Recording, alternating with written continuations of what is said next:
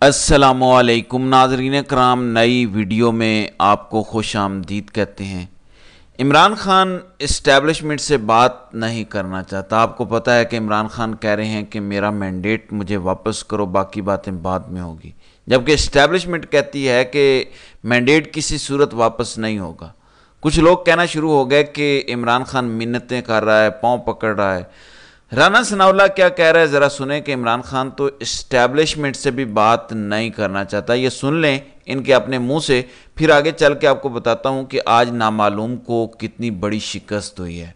तो मुज़ाकरात जो prime minister ने पेशकश की थी, और आप खुद भी कहते हैं कि आउट ऑफ कोर्ट सेटलमेंट होनी चाहिए बहुत सारी चीज़ों की, उसमें भी कोई पेशरफ्त नहीं हुई। वजह क्या है? क्या आपको लगता है कि इमरान खान साहब रजामंद नहीं है, वो सिर्फ इस्टेब्लिशमेंट से बात करना चाहते हैं? जी नहीं, या जी नहीं, वो इस्टेब्लिशमेंट से भी बात नहीं करना चाहता। इमरान खान इस्टेब्लिशमेंट से भी बात नहीं करना चाहता, ये राना सनाउल्लाह का कहना है। ये सच है, ये झूठ है, लेकिन कम अज़ कम इन लोगों को ठंड पड़ जानी चाहिए जो कहते हैं कि इमरान खान तो अब गोद में बैठना चाहता है। जब नून लीग के अपने लोग मान रहे हैं कि इमरान खान तो इस्टेब्लिशमेंट से भी बात नहीं करना चाहता, तो फिर आप किस मुंह से ये बातें करते हैं? अब आपको दिखाता हूं कि नामालूम को किस तरह दो शिकस्तें हुई हैं। नाज़रीन किराम, मैं आपको दिखाता हूं कि तहरीक इंसाफ को तोड़ने की कोशिश नाकाम हुई है। आपको रऊफ हसन और शहरयार अफरीदी गाड़ी में साथ बैठे नजर आ रहे हैं। अडियाला जेल के बाहर शानदाना गुलजार थी एक तरफ, दूसरी तरफ रऊफ हसन, उमर अयूब और शहरयार अफरीदी खड़े थे। तो जो दो ग्रुप्स नजर आ रहे थे, उन्होंने एक जॉइंट फ्रंट पेश किया है, यूनाइटेड फ्रंट पेश किया है। नामालूम की कोशिश थी कि तहरीक इंसाफ को तोड़ दिया जाए अंदर से। कुछ अपने मोरे भी लॉन्च हुए रिसेंटली, लेकिन बज़ाहिर ऐसा लगता है कि इन लोगों को कुछ हुक्म आ गया है कि अभी सीज फायर किया जाए, क्योंकि हमारे लीडर पे तो ये ऐसे मुकदमे बना रहे हैं जिसमें सजाए मौत हो सकती है। और इस टाइम अगर हम आपस में लड़ते रहेंगे, वीडियो में आप देख सकते हैं कि ड्राइव उमर अयूब कर रहे हैं, पीछे शहरयार अफरीदी बैठे हैं, उनके साथ रऊफ हसन बैठे हैं। एक ही गाड़ी में ट्रैवल करना, इसकी बड़ी सिंबॉलिक अहमियत है। आईएसआई के मंसूबे को एक झटका ज़रूर लगा है, ज़ाहिर है वो काम जारी रखेंगे। हालांकि खुफिया एजेंसी ने इनको इमरान खान से मुलाकात नहीं करने दी, फिर भी ये मंसूबा नाकाम हुआ है। अब देखते हैं इनका एक और जो मंसूबा सामने आया है। GTV के रिपोर्टर रईस को इमरान खान के खिलाफ विटनेस बनाया गया कि शख्सियात को मारने की इमरान खान ने धमकियाँ दी। फिर वफाकी काबीना को छोड़ के पंजाब की काबीना से ये फैसला करवाया गया कि इमरान खान के खिलाफ केस बनाते हैं, क्योंकि वहाँ अब जस्टिस आलिया नीलम आ गई हैं। इस्लामाबाद हाई कोर्ट मैनेज नहीं हो रही, आमिर फारूक के अलावा बाकी सारे जजेस डट गए हैं। तो अब केसेस का रुख पंजाब की तरफ मोड़ा जाएगा। ऐसे में एक बहुत बड़ी डेवलपमेंट हुई है। GTV ने रिपोर्टर रईस से पूरी तरह ऐलान लाताल्लुकी कर दिया है कि उसने हमारा प्लेटफॉर्म इस्तेमाल करके एक सियासी इल्ज़ाम लगाया। उस रिपोर्टर को जो इमरान खान के खिलाफ जाली झूठा गवाह बना था, सस्पेंड कर दिया गया। चैनल ने उसको फारिग कर दिया है और उसके खिलाफ अब इंक्वायरी शुरू हो गई है। ये सामने आना भी बड़ी बात है, क्योंकि जब ऑर्डर ISI का हो तो कोई चैनल कैसे जुर्रत कर सकता है इतनी बात करने की भी, जबकि पूरा स्ट्रेंगल होल्ड है इस टाइम ISI का तमाम चैनल्स पर। हो सकता है चैनल अपनी क्रेडिबिलिटी बचाना चाह रहा हो सकता है ये शख्स किसी और बड़े प्लेटफॉर्म पर आपको नजर आए, क्योंकि ये लोग नवाजते हैं जो लोग इनके लिए काम करते हैं। आप देख लें, ओन चौधरी इमरान खान के खिलाफ इद्दत जैसे घटिया केस में गवाह बना तो सलमान अकरम राजा की 1 लाख की लीड कम करके उसे जितवाया गया। ये क्यों किया गया? क्योंकि ये अपने लोगों को नवाजते हैं, तो इनको फिर और ट्राउट्स मिलते हैं। जिनको नवाजते हैं तो फिर और ट्राउट्स मिलते हैं, और इस तरह सप्लाई जारी रहती है। अब यहाँ पे एक सवाल पैदा होता है कि इमरान खान इस्टेब्लिशमेंट से बात नहीं करना चाहते। मैं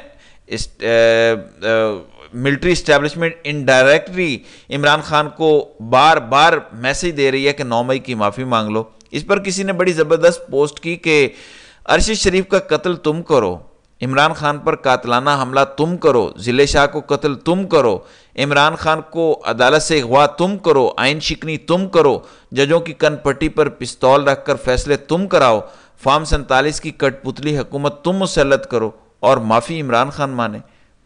जाहिर है कि अवाम अब सवाल पूछ रहे हैं, और ये सवाल ही इनको चुभ रहे हैं, और ये सवाल इनकी समातों के लिए शीशे का काम कर रहे हैं। ان سے برداشت نہیں ہو رہا کہ وہ عوام جسے ہم اشارہ کرتے تھے لیفٹ کا تو لیفٹ ہو جاتی تھی، اشارہ کرتے تھے رائٹ کا تو رائٹ ہو جاتی تھی، وہ اب ہم سے سوال کیوں پوچھ رہے ہیں، ہماری حب الوطنی کیوں کویسچن کی جا رہی ہے۔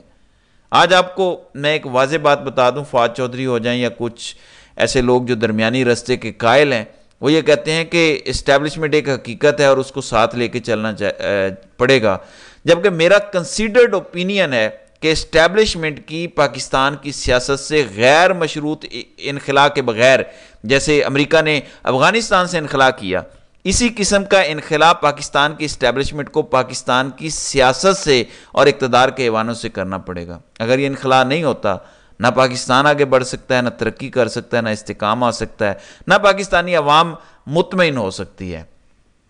اسٹیبلشمنٹ کو پاکستان کا سوچنا پڑے گا۔ 76 سال سے اسٹیبلشمنٹ نے اپنے بارے میں سوچا، ادارہ پاکستان سے بڑا ہو گیا۔ سوچیں کہ جو عمران خان جیسے یونینیمس قوم کے ہیرو کے ساتھ ایسا کر سکتے ہیں، وہ کسی کے ساتھ بھی کچھ کر سکتے ہیں۔ اس لیے میں کہتا ہوں کہ ملٹری اسٹیبلشمنٹ کا سیاست سے مکمل انخلا، اقتدار کے ایوانوں سے مکمل انخلا ضروری ہے۔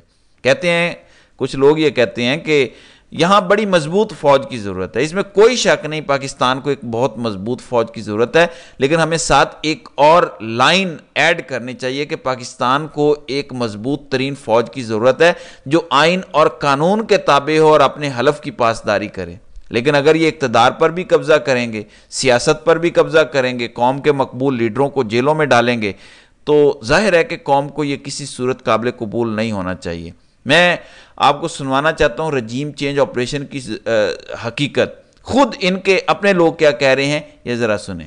جب ایک ارینجمنٹ کے تحت عدم اعتماد پاکستان کے اندر ہوا، اور ارینجمنٹ کا لفظ استعمال کر رہا ہوں، ماحول بنا کے ایسا ارینجمنٹ کیا گیا کہ جو شخص زمین پہ مقبولیت کے حوالے سے لگا ہوا تھا، اس کو سائفر دے کے پبلک میں پیش کیا، ماحول ایسا بنایا گیا کہ جس میں اس ارینجمنٹ کا ہم حصہ بنے۔ آج آپ سمجھتے ہیں کہ تحریک عدم اعتماد کا حصہ بننا ایک احسن فیصلہ نہیں تھا؟ نہیں تھا، بالکل نہیں تھا احسن فیصلہ۔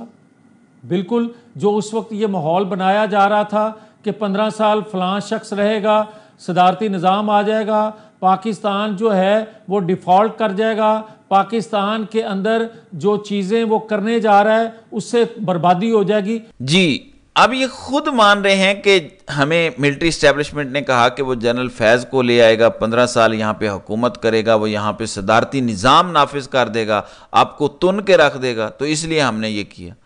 وہ لوگ کہاں ہیں جو کہتے تھے کہ عدم اعتماد تو عین آئینی طریقے سے آئی تھی؟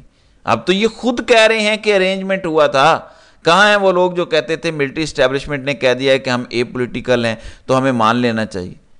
جب وہ پریس کانفرنس ہوئی D G I S P R کی، جس میں انہوں نے کہا کہ جب سے نئی حکومت آئی ہے ڈالر مضبوط ہو گیا ہے، سٹاک مارکیٹ بھی مضبوط ہو گئی ہے، یہ وہ لمحہ تھا جب سب سچویشن کھل گئی تھی کہ اب یہ چوروں کے ساتھ کھڑے ہوں گے اور اپنی ہی قوم پر ظلم کریں گے۔ تو میرا یہ کنسیڈرڈ اوپینین ہے کہ ملٹری اسٹیبلشمنٹ سیاست سے جب تک پوری طرح سے نہیں نکل جاتی، طاقت اور اقتدار کے ایوانوں سے پوری طرح نہیں نکل جاتی، پاکستان وائبل نہیں ہے، پاکستان لیویبل کنٹری بھی نہیں ہے۔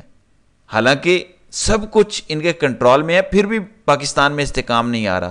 انہوں نے اپنی طرف سے ججمنٹس کروا دی ہیں کہ مسئلہ ہی ختم کرو، چین نے کہا استحکام لے کر آؤ، انہوں نے کہا قاضی صاحب آپ یہ ٹریبیونل وغیرہ ختم کریں تاکہ حکومت کو لگے ہم 5 سال پورے کریں گے استحکام آ جائے گا۔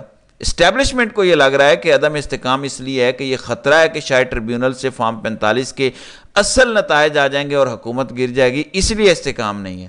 انہوں نے ہر چیز کا غلط مطلب لیا، ان کا گراسپ نہیں ہے، ان کی انڈرسٹینڈنگ بڑی محدود سی ہے، ان کی ٹریننگ بڑی محدود سی ہے، ان کا ویژن بڑا نہیں ہوتا، ہو ہی نہیں سکتا۔ اس لیے ہم سمجھا رہے ہیں کہ ان کا سیاست سے نکلنا اور اقتدار کے ایوانوں سے نکلنا پاکستان کی بقا کا مسئلہ بن چکا ہے۔ اس کو آپ نے سمجھنا ہے۔ ایک ہے بارڈر کا دفاع، وہ بڑا ضروری ہے، ایک ہے پاکستان کی سیاست اور اقتدار، وہ تباہی ہے پاکستان کی، وہاں اگر انٹر ہوں گے تو پاکستان کی تباہی ہے، بلکہ ملک سے غداری ہے، کیونکہ اپنے حلف کی خلاف ورزی ہے۔ تمام لوگ یہ کہتے ہیں کہ مخصوص نشستوں کے کیس میں شاید کوئی ادھر ادھر کا فیصلہ آ جائے، پتہ نہیں کیوں میری چھٹی حص یہ کہتی ہے کہ قاضی صاحب اتنا ذلیل کبھی بھی خود کو نہ کرتے جتنا کر رہے ہیں، اگر ان کو 100% ایکسٹینشن کی گارنٹی نہ ہو۔ اور اس کی طرف ایک اشارہ ہے، دیکھیں ایک کمیٹی ہے جو بینچ بناتی ہے اور ہر بینچ قاضی صاحب کی مرضی کا بن رہا ہے. اب یا تو منیب اختر قاضی صاحب کے ساتھ ملے ہیں اندر کھانے، یا منصور علی شاہ ملے ہوئے ہیں. اطلاعات یہ ہیں کہ منیب اختر تو اختلاف کر رہے ہیں لیکن منصور علی شاہ ہر بینچ بنانے میں ان کا ساتھ دے رہے ہیں. بظاہر ایسا نظر آتا ہے کہ منصور علی شاہ جب لائیو نشریات چل رہی ہوتی ہیں تو بڑے آئینی بنتے ہیں، لیکن اندر خانے وہ قاضی کو سپورٹ کر رہے ہیں. یعنی جو مستقبل کے چیف جسٹس ہیں ان سے بھی کوئی اچھے کی امید کم از کم مجھے نظر نہیں آ رہی. ظاہر ہے اتنا بڑا تو نہیں ہوگا جتنا قاضی صاحب کے ہوتے ہوئے ہے، کیونکہ وہ تو بالکل ٹاؤٹ بن چکے ہیں، لیکن منصور علی شاہ جو کردار ادا کر رہے ہیں انڈر دا ٹیبل، میرے خیال میں وہ بڑا خطرناک ہے. ورنہ بہتر یہ ہے کہ اگر دونوں ججز کی نہیں مانی جا رہی تو میٹنگ کے منٹس جو ہیں وہ لیک کر دیں کسی صحافی کو، تاکہ لوگوں کو پتہ چلے کہ قاضی صاحب کس طرح ڈکٹیٹر بن کے اپنی چلا رہے ہیں. تو جیسے کہا جا رہا ہے کہ جس طرح سے ٹریبیونلز کو ختم کیا گیا، اگر قاضی صاحب اس بینچ کے سربراہ نہ ہوتے تو کورٹ رپورٹرز کہتے ہیں کہ کسی صورت الیکشن کمیشن کو اس کیس میں جیت نہیں ملنی تھی. لیکن قاضی صاحب نے پھر کیا فیصلہ جب ججوں کو اندر لے گئے. میری ایکسٹرا رائے یہ ہے کہ بڑے ابو سے کال کروائی گئی ججوں کو، جس کے بعد تمام ججز حاضر ہو گئے. تو مجھے کوئی امید نہیں ہے مخصوص نشستوں میں بھی، کیونکہ یہی ہوگا، فل کورٹ کو بھی بڑے ابو کی کال آئے گی تو اکثریت آرام سے فیصلہ دے دے گی. میرے نزدیک قاضی صاحب کی اگر ایکسٹینشن نہیں ہوتی تو یہ سرپرائز ہوگا، اگر ہوتی ہے تو میرے لیے یہ کوئی سرپرائز نہیں ہے. تو ناظرین کرام، آپ کی اس ویڈیو کے حوالے سے کیا رائے ہے؟ آپ اپنی رائے کا اظہار کامنٹ سیکشن میں ضرور کیجیے گا.